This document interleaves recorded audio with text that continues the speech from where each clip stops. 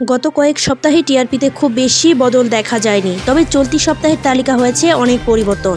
যেমন প্রথম 5-এ যোগ হয়েছে নতুন নাম, তেমনই আবার ছিটকে গিয়েছে আলোচিত ধারাবাহিক। তা হলো শীর্ষস্থানে রইল কোন ধারাবাহিক, চলুন দেখে নেওয়া যাক।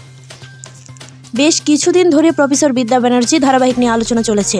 সমাজ মাধ্যম ধারাবাহিকের কাহিনী নিয়ে সমালোচনা হয়েছে। গত সপ্তাহে প্রথম 5-এ দেখা গেলেও চলতি সপ্তাহে ছিটকে গেল এই ধারাবাহিক। বরং অনেকদিন বাদে প্রথম 5-এ উঠে এলো তার ধরি মনে করি ধারাবাহিক। এই কাহিনী যখন শুরু হয়েছিল সে সময় একবারে প্রথম 5-এ দেখা গিয়েছিল পল্লবী শর্মা এবং বিশ্বরূপ ধারাবাহিকের নাম। তারপরে সেভাবে আলোচনায় দেখা যায়নি। তবে চলতি সপ্তাহে পরিণীতা ধারাবাহিকের নির্দিষ্ট কিছু দৃশ্য নিয়ে আলোচনা হয়েছে।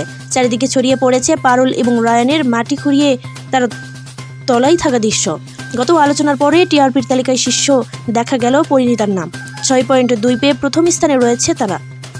দ্বিতীয় স্থানে দেখা গেল জোয়ারভাটা ধারাবাহিক। গত সপ্তাহ থেকে প্রথম 5-এর উপরেই টিকে ছিল এটি।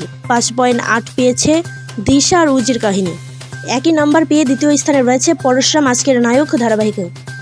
তারাই ধরি মনে করি ধারাবাহিকে চলছে টান টান উত্তেজনা, যা দর্শকের নজর কেড়েছে।